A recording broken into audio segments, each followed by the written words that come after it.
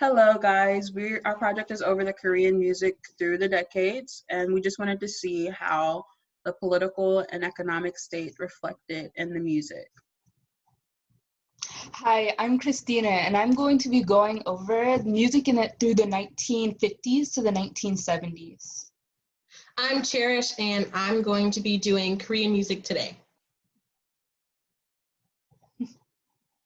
The 1950s, the beginning of modern Korean music.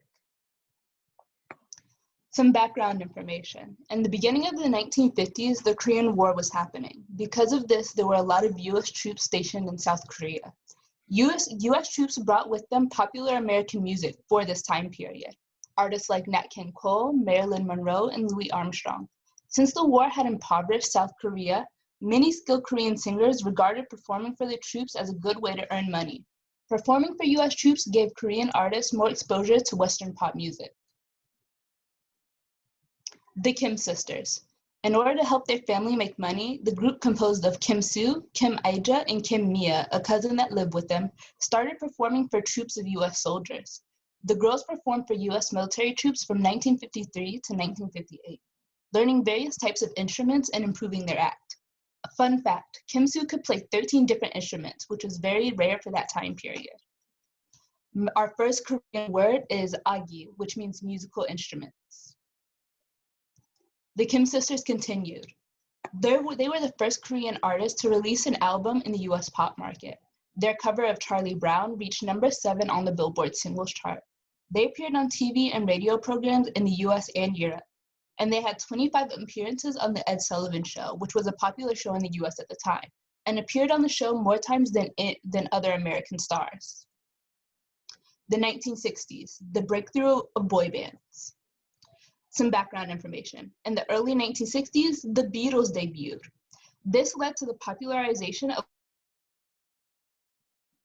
boy bands and boy band culture. Our term is rock and roll, which is rock and roll.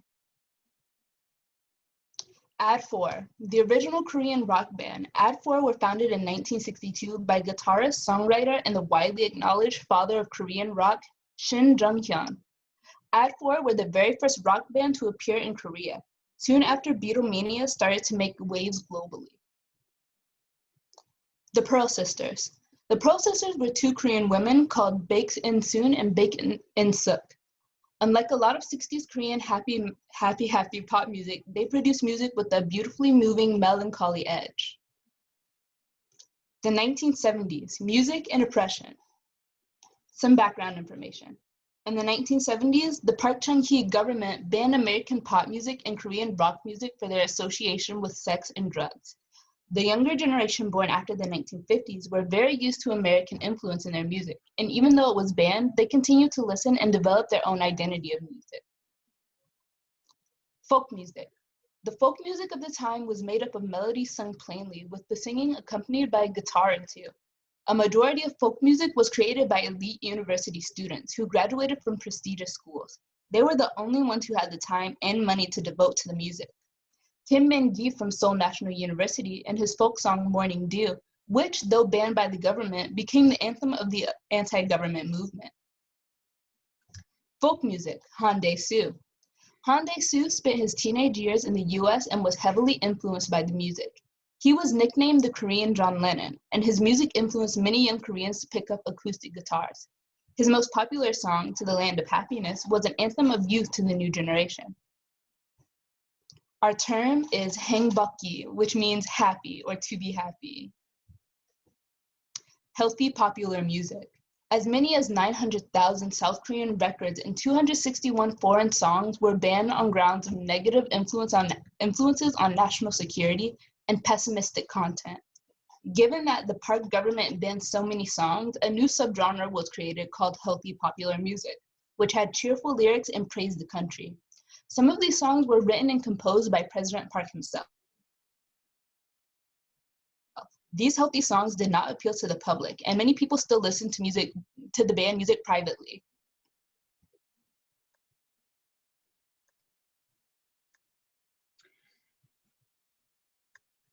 Okay. The 1980s. The 80s, overcoming oppression through music. Some background information about the 80s is in the beginning of the 1980s, the Gwangju Minju Hwangdong, or the Gwangju Uprising, happened. The Gwangju Uprising was a mass protest in May of 1980 against the South Korean military government. It's considered a pivotal moment in South Korea's fight for democracy against political oppression. Towards the end of the 80s, in 1987, the dictatorial president, Park Chung-hee, was moved from office and political liberalization and anti-corruption drive put in place. Seoul hosted the Olympic Games in 1988, and the 1980s overall experienced an economic boom that pushed South Korea further into becoming a developed industrial country. One of the bigger bands that came out of the 80s was Dogwokwa.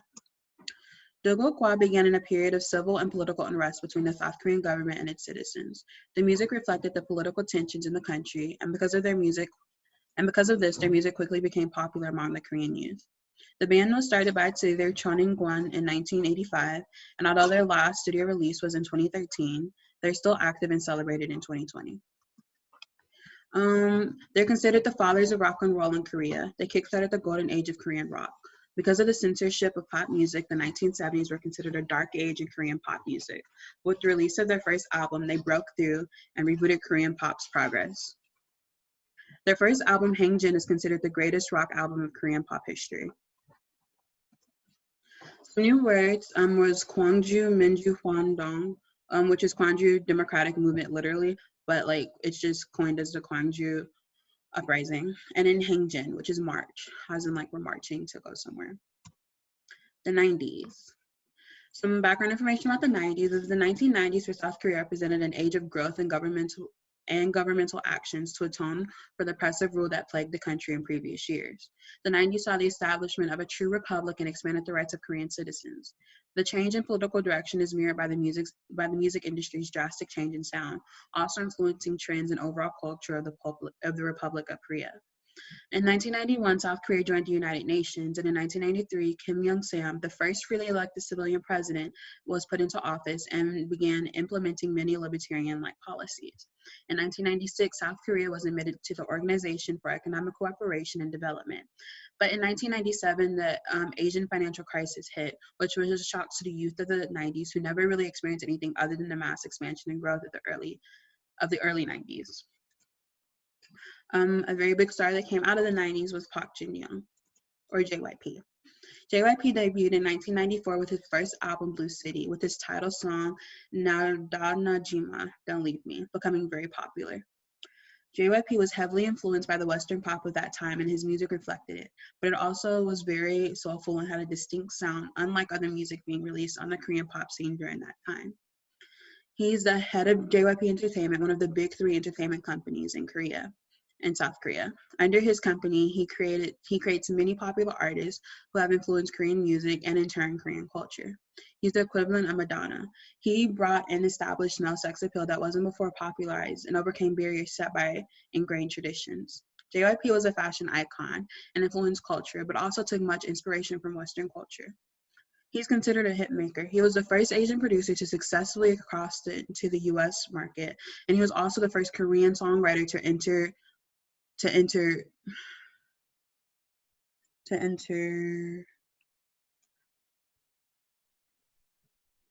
the Billboard Top 100 with Wonder Girls.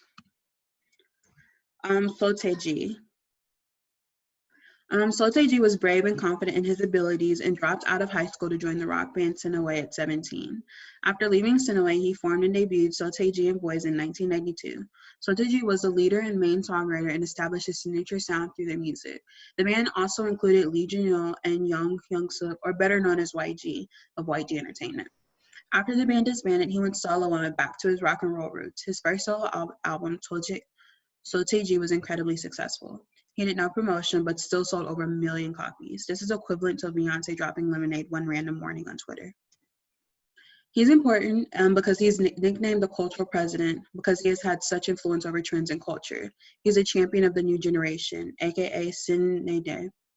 He was the leader of So Taiji and Boys, which was an early example of a successful and popular idol group. He was also the first rapper to become popular and successful in Korea.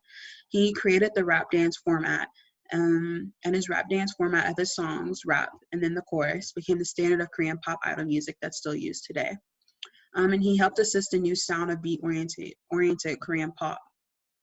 He shaped the 90s generation through influencing the youth with his dedication to stepping outside the norm, living as his true self and not bowing down to any unjust entity. And he popularized the use of taepyeongso, a Korean traditional trumpet. The new words were Tonojima, Don't Leave, which was the title track of JYP's first album. Sensei Day, New Generation, which refers to a generation of Koreans who were born in the late 80s or early 90s, and Taepyeongso, which was a traditional Korean trumpet. The Thousands. Drunken Tiger. They debuted in 1999 with their first album, Year of the Tiger, with the title track, I Want You, and You Think You Know Hip Hop. They grew up in America during the hip hop golden age and came to South Korea as Drunken Tiger, excited to showcase authentic hip hop. They weren't an overnight sensation. It took time for them to be recognized, but now their music is considered to be Korean hip hop classics. They're considered the fathers of Korean hip hop, and they made hip hop a mainstream genre. They refused to compromise into the rap dance genre that was popularized by Seo Taiji in the 90s. Every album release was entirely in rap. They were committed to staying true to their hip hop culture they experienced in America. They were incredibly controversial and wrote about controversial and pressing issues they disliked about Korean culture. Hi everyone, I'm Cherish, and now I'll be presenting the 2010s to present, K-pop as a booming global industry. So we're gonna go from how groups from the early 2000s helped to shape the music we know today, K-pop today, a specific look at IU and Zico, K-pop's economic value, and BTS and their Western significance. These classic breakout K-pop groups paved the way for what K-pop is today. They created the blueprint for staples in K-pop groups, and by staples, we mean things like different sets, different outfits, matching outfits, and different eras. We know this era as the golden era from 2007 to 2014. They bring elements like jazz, referencing older musical acts, time-traveling concepts, and matching outfits, as stated. This picture is the Wonder Girls. Most of the Korean entertainment companies are listed as SM Entertainment, YG Entertainment, JYP Entertainment, FNC Entertainment, and Cube Entertainment. Both SM and YG Entertainment have been two of the most dominant over the last decade. These companies have opened the market for a booming music-driven economy, showing significance of music, and have produced talent that incorporates the classic Korean pop with a mix of sounds from techno, hip-hop, R&B, and Western pop as well. K-pop today. Hallyu, the Korean wave. The idea that South Korean pop culture has grown in prominence to become a major driver of global culture. There are three things that make K-pop such a visible and unique contributor to the realm of pop music. One being exceptionally high quality performance, an extremely polished aesthetic, and an in-house method of studio production. Now we're taking a closer look at IU. A large part of IU's success is based on her pure image. Korean culture prizes wholesome reputations among celebrities, and scandals are harshly frowned upon. IU has never had a misstep. Her pristine behavior, as Koreans see it, earned her the nickname Hungmin Yeongdongsaeng, or a nation's little sister. IU is important in today's K-pop scene because she has a genre-bending way. She's a songwriter and a pioneer in opening the market for female solo artists, and brings a different type of whimsical nostalgia, singing classic Korean songs like Autumn Morning. And this track is a remake of the Korean folk singer Young Hyun's hit track released in 1991. Next, we'll be looking at Zico. Zico began his musical career as an underground rapper going by the name Nakseo, meaning doodle or scribble in Korean. He's auditioned for SM Entertainment as a teenager. In 2019, he officially debuted in a debut with Park Hyung named Harmonix in Korea with the digital singer The Letter. He joined Stardom Entertainment in 2009, and he featured an IU song, Marshmallow. In 2010, he released his first mixtape, Zico on the Block. The mixtape was well received by the Korean hip-hop scene, and Zico was significant because of his Western hip-hop influences, 90s Korean R&B groove, combined with catchy upbeat pop tunes. Zico sets the bar as a solo rapper with nods to Big Bang and Earth, Wind, and Fire. Zico's ability to bend genres inspires a new variety of sound for K-pop. K-pop, BTS, and economics. K-pop is a blend of electric hip-hop, pop, rock, R&B, and even rap. Currently, K-pop is a $5 billion global industry, and it is estimated that BTS has added $3.8 billion to the Korean economy so far. The band could generate $40 billion over the next decade for South Korean economy. BTS has a very large sphere of influence in the West. They even played at LA K-Con. They won a Billboard Award and partnered with UNICEF, Converse, Coca-Cola, Puma, and Hyundai. BTS is important to the K-pop industry because they really are the first group to make a huge splash in the US music market. They open doors for other artists to come and do the same, which means a lot for globalization, economics, and an entire new hybrid of culture blending music. This is just the works cited and my new Korean words. Kal Achim, Autumn Morning, Kukmin Yong Dong Sang, Nation's Little Sister, and Naissance, Scribble/Doodle. 감사합니다. Thank you.